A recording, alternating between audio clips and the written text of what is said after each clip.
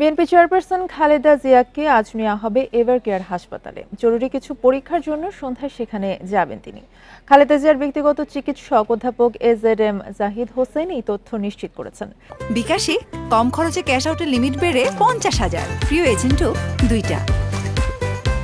জানান মেডিকেল বোর্ডের পরামর্শে হাসপাতালে নেওয়া হচ্ছে। এরই মধ্যে সব প্রস্তুতি সম্পন্ন হয়েছে।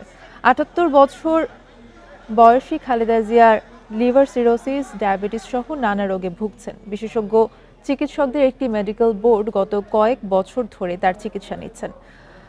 সবশেষ গত 31 মার্চ খালেদা জিয়াকে এভারকেয়ার হাসপাতালে ভর্তি করা হয়েছিল। দুদিন চলে সিসিইউতে চিকিৎসা।